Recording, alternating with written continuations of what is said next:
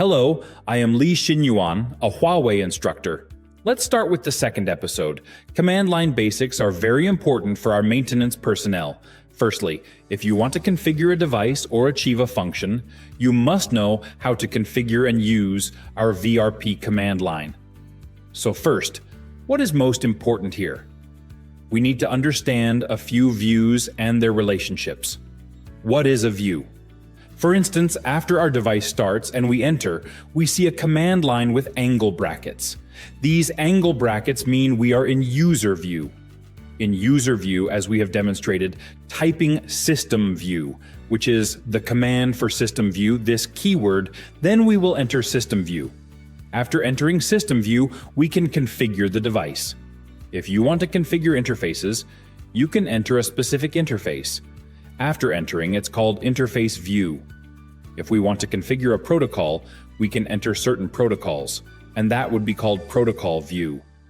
So, as you can see, what we call a view is what we are currently configuring. If we currently want to configure an interface, we need to enter interface view.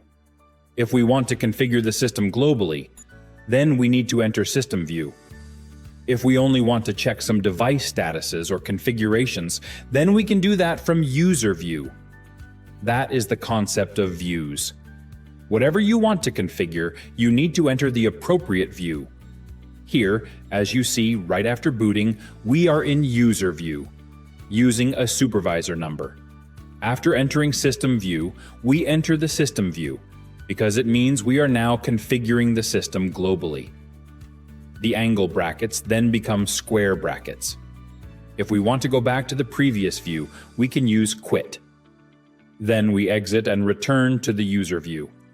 In the system view, we can proceed to configure and also configure certain specific protocols or specific interfaces. We then need to enter different either interface view or protocol view. This is how we use views. The specific command line, as shown here. First, enter the system view, now you can configure, then enter a specific interface. In the interface view, we can configure our interface with an IP address, then exit. So this WLAN means that we need to configure functions related to WLAN, then we need to enter the WLAN interface to set some different configurations. Look here, we use quit, meaning to go back to the previous view. And using return can also go back. Return goes back to user view, meaning down to this level. If we use quit, it goes back to system view. But if we use return, it goes straight back to user view. This is the difference between the two. Now that we need to edit commands, we need to know some common command editing methods. In fact, this is similar to using a Word document or a notepad. The backspace key deletes a character that has already been typed. Then, moving the cursor, we can use the arrow keys or Ctrl+B or Ctrl+F. Usually the arrow keys are sufficient. Another key point is the input of incomplete keywords. Look here, if we type just D, CU, some might type DQ or DIS-CU. This is us typing an incomplete display current configuration command, allowing us to use some abbreviations.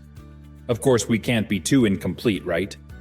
Look, if we just enter DC, that won't work. The system won't recognize it. You at least need to type CU, right? So here, if we just type DIS-C, that also won't work. Then there will be this symbol. What does this symbol mean? It means there is a problem with your command data. So this symbol will appear, indicating where the problem is. This is about editing in the command line. The input of incomplete keywords can save us a lot of time typing commands. So if we forget what the full command is, we can use tab to complete it. Here I enter info and then after tab, it will complete to info center, which means information center, message center. So if our keywords don't match, or aren't uniquely matched, such as after info center, you could add log buffer, log file, and log host. Then pressing tab will show one. If it's incorrect, pressing tab again will show the next, improving our input efficiency. This enhances our input efficiency. If there are no matching keywords, such as log, which doesn't match any keyword, the input remains unchanged and it's not useful. This is how we use the tab key, a very commonly used key, which we should utilize effectively. Now, if we want to input a command but have forgotten its full name, we can use tab, but what if we've completely forgotten the command? We use the question mark. Look, we differentiate between complete help and partial help. Let's first look at complete help. In user view, if we've forgotten what commands we can enter, simply type a question mark, and the system will tell us, in this view, note in this view, what commands we can use. This is complete help. So what is partial help? Let's see, if we type a D and immediately after D enter a question mark, the system will tell us what commands start with D. This is called partial help. Both of these help methods are very practical. Everyone must remember them.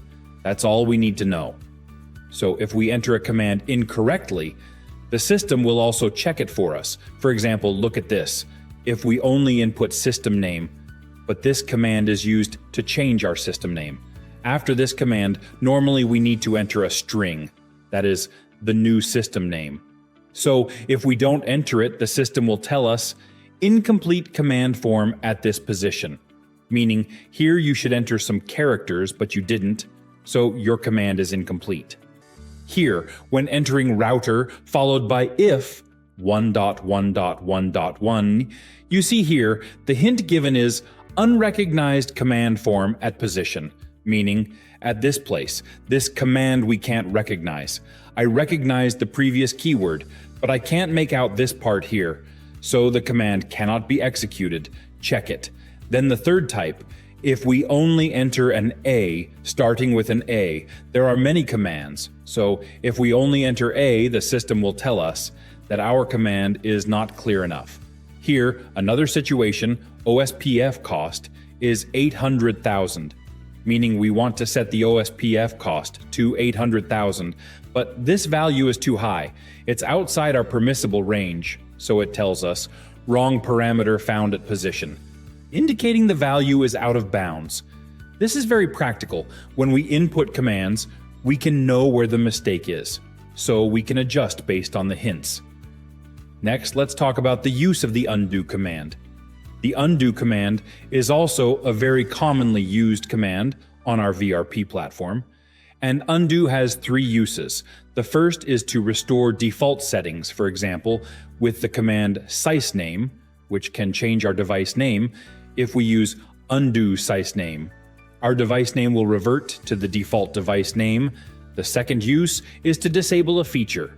We use FTP server enable to activate the FTP server function. The second method is to disable a feature. We use FTP server enable to enable the FTP service. Then if we use undo FTP server, we can disable the FTP server function. The third use is to delete a setting. For example, in this case, we configured the IP address on interface 001.192.168.1.1 with a 24-bit mask. We can use undo IP address to remove this IP address. This demonstrates the use of undo. When using VRP, there are also some shortcut keys. Let's first discuss custom shortcuts. We have 4 customizable shortcuts, Control plus G, L, O, U. How do we set these up? First, enter the system view with System View. Then use the hotkey keyword along with Control plus L, followed by Display TCP Status. This means that when we press Control plus L, the device will interpret it as a command to display the TCP status. This is how we define shortcuts. There are also system shortcuts which cannot be customized. These are preset by the device. They have various functions, with Control plus C being one of the most commonly used. If we are performing operations, such as a long ping operation, and we wish to stop it, we can use Control plus C to halt the command. Another commonly used shortcut is Ctrl+Z, which returns us to the previous interface. Although we can also return using the quit command, these system shortcuts should be explored when you have the time and interest to try them out.